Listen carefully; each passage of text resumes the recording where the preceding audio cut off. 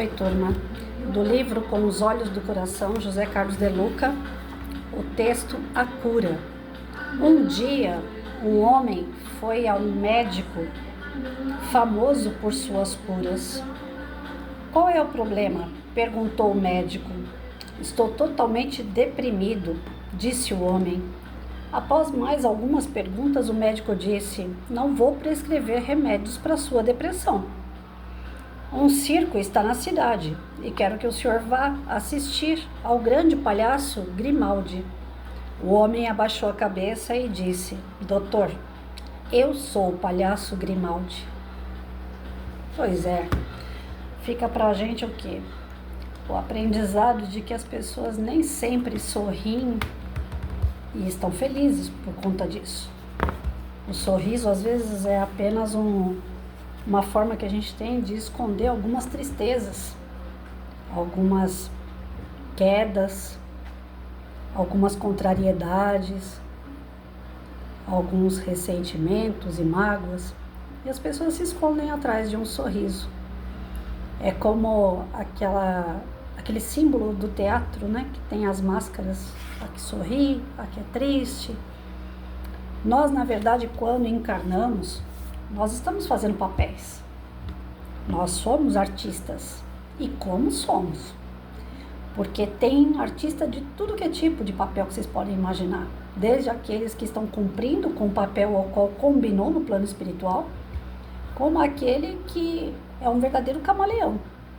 A todo momento ele muda de rosto, de forma de agir, de palavras, de gestos, dependendo de onde ele está e com quem ele está. Então, as pessoas, na verdade, nós nunca vamos saber como elas realmente são, porque elas se escondem atrás de máscaras de sorriso ou às vezes até máscaras de tristeza. Tem gente que gosta de chamar a atenção sendo triste, mostrando às pessoas que ela está sempre infeliz. É uma forma vitimista, mas de chamar a atenção também, de ter as pessoas aplaudindo aos seus pés. Nossa, ela está com uma comorbidade, ou ela foi abandonada, ou essa pessoa está sempre sendo traída, mas ela não abaixa a cabeça, ela continua na luta. Até nas nossas glórias, nas nossas conquistas, a gente se esconde para se vitimizar e falar, apesar de, eu continuo fazendo. Não é glória nenhuma você realizar as suas atividades. Você veio para isso. É como o aluno que faz a lição e fica esperando que o professor vá lá e fale, parabéns, você fez a lição. Ora, qual é a obrigação do aluno? Tá certo que por uma educação, até por você querer motivar o teu aluno, o professor vai chegar nele e vai elogiar uma coisinha ou outra que ele faz. Mas já vi e convivi com pessoas assim, que o aluno faz um rabisco e ganha chocolate porque fez um rabisco. E ganha aplausos da turma porque conseguiu rabiscar. E não é bem assim. Por mais dificultoso que seja para aquele aluno fazer um rabisco, eu não posso fazer uma homenagem a ele porque ele fez um rabisco. Ele tem que entender que ele só vai ser homenageado, ganhar um chocolate, uma nota boa, quando ele realmente estiver caminhando como se espera. O objetivo do professor seja alcançado. Não é mostrar para o aluno que o objetivo dele. O objetivo dele era fazer um risco, mas e a letra, e a palavra, e ler, e escrever tudo aquilo? Não pode largar para trás um objetivo maior em razão de objetivos pequenos, que partem apenas da pessoa. Eu vou acionar o egocentrismo, o egoísmo dela também. Eu não posso reforçar isso a crianças. Eu tenho que mostrar para elas que elas estão ali para aprender. E não aprender faz parte do aprendizado. Você hoje não aprendeu, mas amanhã você volta e tenta de novo. E quando você realmente conseguir, aí é o momento que eu vou te aplaudir. E vou colocar todos para te aplaudir também, porque você venceu aquela etapa. Enquanto você estiver no processo, você não merece aplausos.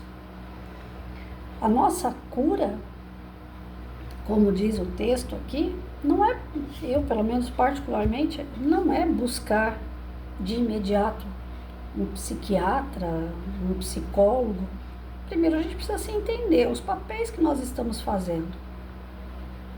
Como é que eu posso melhorar o meu espírito? Através desses papéis que eu estou fazendo. Eu tenho que assumir esses papéis. Eu não posso delegar os meus papéis, as minhas obrigações, as minhas responsabilidades a terceiros.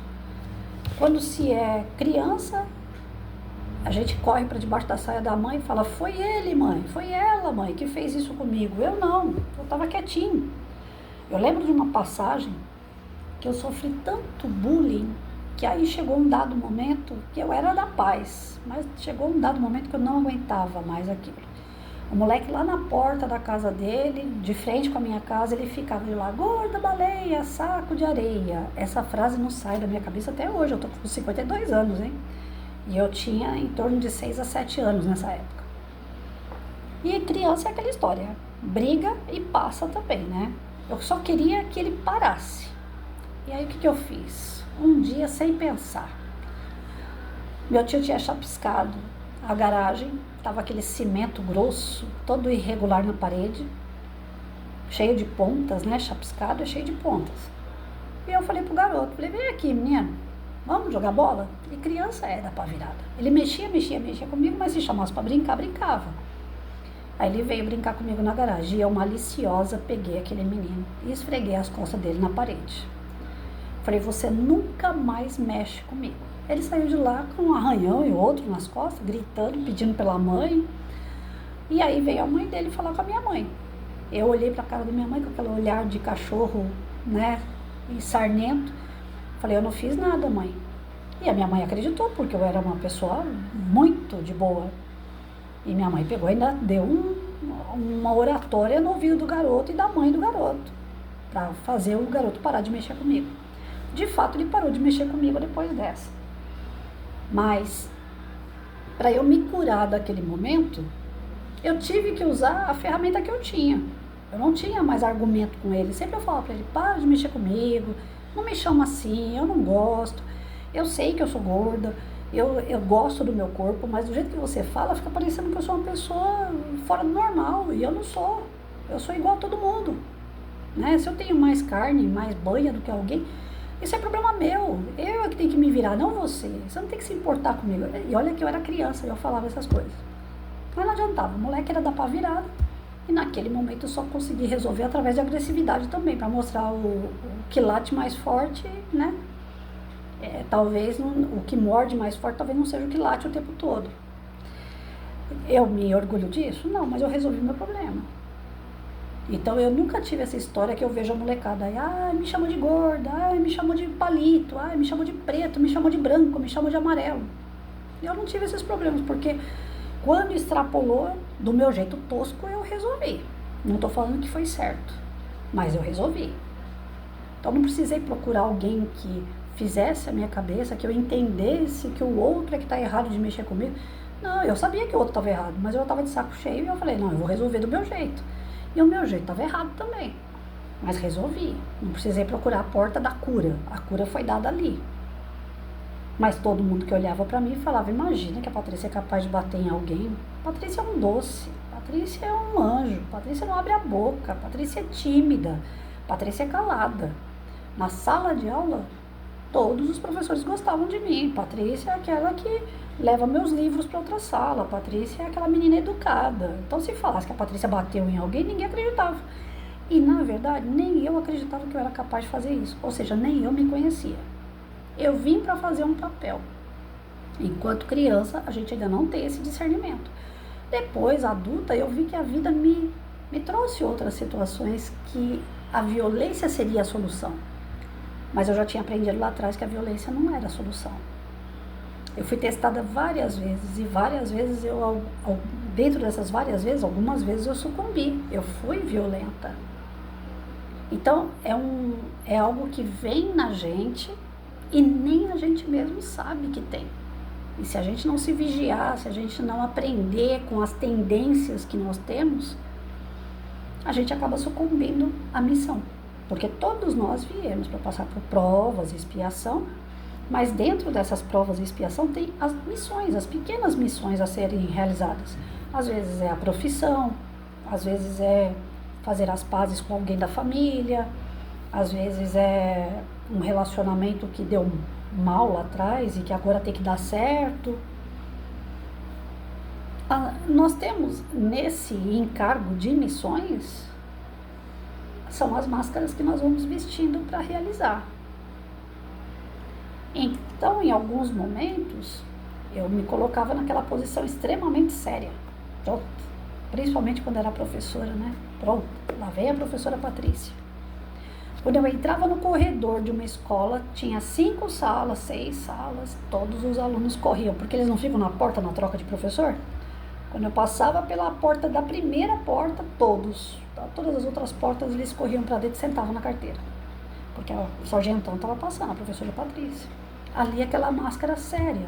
Quem me acompanha no canal já viu que eu não sou totalmente séria. Que de vez em quando eu brinco, de vez em quando eu choro, de vez em quando eu falo mole, de vez em quando eu falo mais dura. Mas ali naquele local ninguém me via chorar. Naquele local as pessoas me viam no ensino médio, né? Na época eu dava aula para o ensino médio isso daí. Quando a gente trocava de aula, eu era professora de geografia, história, USPB, educação moral. E aí nas trocas de aula eu ia de 5ª série, que era série na época, não era ano, até o 3º ano do ensino médio. E quando me viam passar, todo mundo corria. Não é que eu era o bicho, mas a sargentão, né? A professora que briga, a professora que é linha dura. Eles me respeitavam, eles gostavam de mim até. De princípio não, eu sempre falo isso, né? De princípio nenhum aluno gostava de mim porque eu sou rígida. Mas depois que entra na disciplina, a gente vira amigo também, não tem problema nenhum. O problema é tem que ter os valores ali, tem que ter os princípios, aí dá tudo certo. Então, na escola, se alguém perguntar quem era a professora Patrícia, para ensino médio, ensino fundamental 2, eles vão falar, sargentão. Se perguntar para os meus amigos pessoais quem é a Patrícia, uma palhaça. Nossa, ela só faz piada o tempo todo, ela faz graça até com quem não tem. Que são meus amigos próximos, eles sabem que eu tiro leite de pedra. Então, algumas coisas que me doem, eu troco a dor pela palhaçada, pela brincadeira. E o tempo passa e a dor vai embora. Nós vestimos essas máscaras, algumas das vezes, para nos proteger. Para que não mostre a nossa fragilidade às pessoas o tempo todo. Porque é horrível você conviver com os hards da vida. Aquelas pessoas que falam, eu sou assim, eu nasci assim, eu vou morrer assim. Eu sou transparente do jeito que eu sou. Aquela transparência às vezes se torna um peso, porque às vezes você está mal no primeiro dia do mês, você está mal no segundo dia, no terceiro, no quarto, no quinto, no 30º dia do mês, você está ruim ainda. E você continua transparente mostrando que você está ruim. Você se torna um peso para as pessoas. Ninguém aguenta viver no meio de um hard, ele é bonitinho só no desenho, porque na vida real ninguém aguenta. Então, para você não se tornar um hard, um vitimista, você coloca uma estampa, você coloca uma máscara.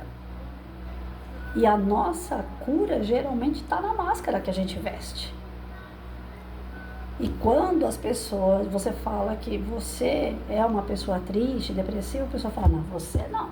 Você está de brincadeira, né? Fala a verdade. Você vive rindo, você vive brincando. Todas as pessoas que eu conheço que vivem rindo, brincando, são pessoas que carregam fardos pesadíssimos nos ombros. Mas levam com essa missão com honra, com dignidade, fazendo valer a oportunidade que Deus deu de encarnar, de estar no nosso meio de uma maneira leve, aprendendo com essas amarguras que a vida trouxe, se tornando ainda melhor diante dessas adversidades e ainda dando exemplos para que a gente possa seguir. Tem muitas, mas eu tenho muitas amigas e amigos dessa forma. Que de algum jeito a vida deu uma rasteira e a pessoa se levanta e a pessoa continua caminhando. Com máscaras, mas não máscaras no sentido de falsidade. Máscaras no sentido de não demonstrar o tempo todo a dor, porque senão se torna um hard. E ninguém aguenta, de verdade ninguém aguenta. Eu tenho e já tive alguns amigos assim que toda vez que você pergunta, e aí, como é que você tá? Eu tô bem, mas...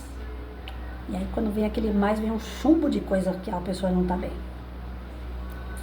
E isso não é uma vez, não é duas nem três, é quase sempre. E a pessoa já pegou o vício de reclamar, ela não percebe. Eu sou reclamona, eu não sou uma pessoa fácil de lidar. Vira e mexe tem uma coisa que eu fico, por que isso aqui está fora do lugar? Por que isso daqui a pessoa está fazendo desse jeito? Por que a pessoa não faz de outro? Às vezes eu também caio nessa tentação da reclamação. E é aquela questão da vigilância, nós precisamos nos vigiar. Na nossa encarnação, a gente não pode perder mais essa oportunidade de estar evoluindo, porque senão cai naquela conversa que a gente já teve várias vezes no canal, né? Quanto mais a gente regride espiritualmente, dizendo assim, regride não, que o espírito não regride, mas estagna a nossa evolução, quanto mais a gente atrasa esse lado, pior para nós mesmos, porque o planeta está melhorando.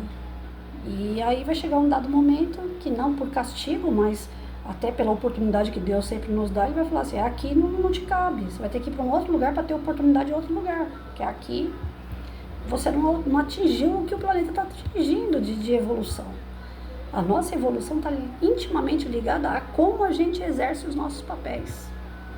O espírito, ele encarna fazendo um papel, uma missão. Ele tem que ser pai, ele tem que ser mãe, ele tem que ser policial, ele tem que ser um médico, ele tem que ser um professor. Isso são as missões. Ele tem que ser homem ou ele tem que ser mulher. É missão, você tem que fazer aquilo ali. É o seu papel. E você tem que ir com dignidade e honra.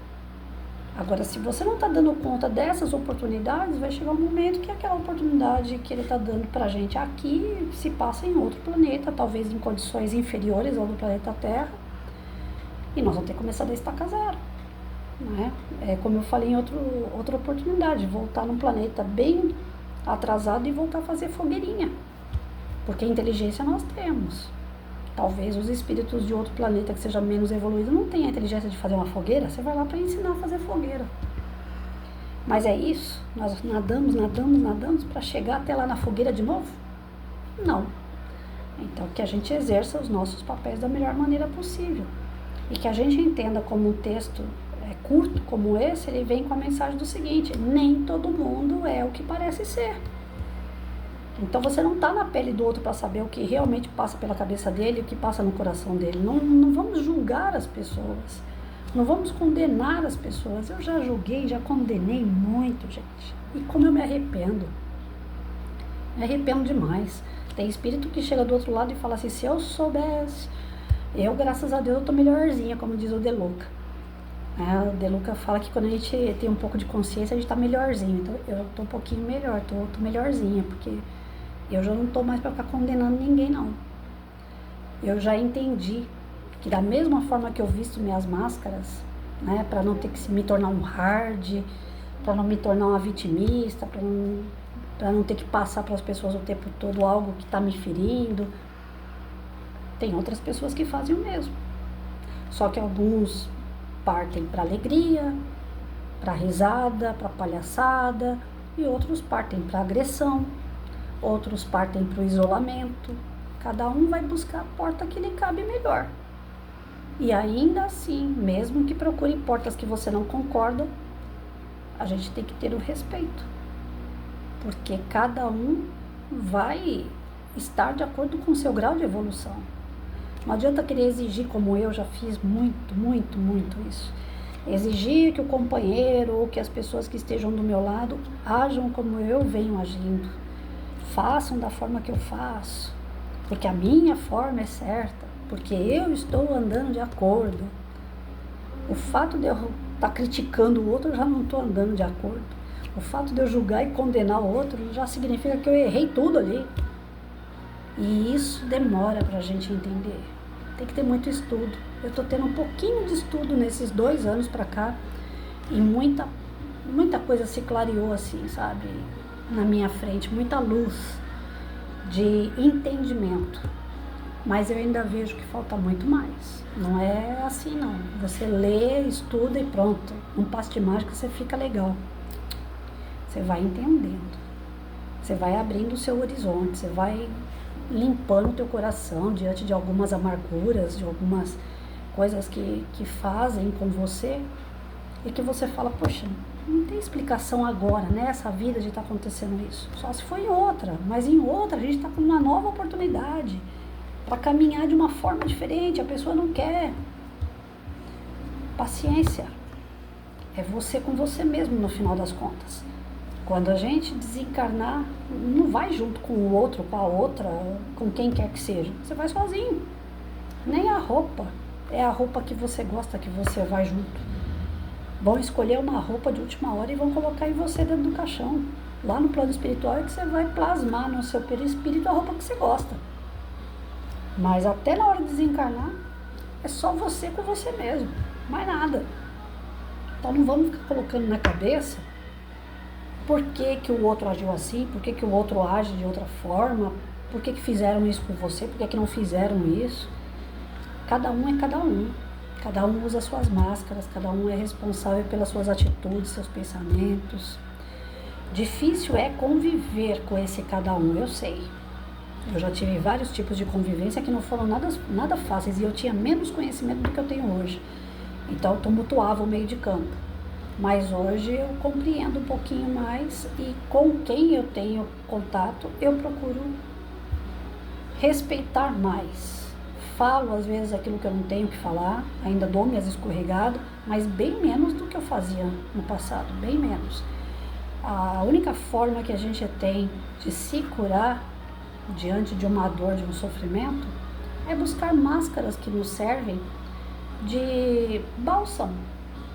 Né? Tem gente que vai buscar a máscara da bebida, essa é perigosa. Tem gente que vai buscar a máscara da droga, essa é a morte. Tem gente que vai buscar a morte como máscara. Então, vamos olhar as pessoas pelo que elas fazem, pelas ações. Vamos buscar nelas o melhor que elas têm, porque pior todo mundo tem. Por trás da máscara que a gente veste, tem um ser em evolução, cheio de defeito. E se a gente for olhar só os defeitos, a gente não convive com ninguém. Ninguém. Porque todo mundo tem. Inclusive nós mesmos. E como é que nós vamos fugir da gente?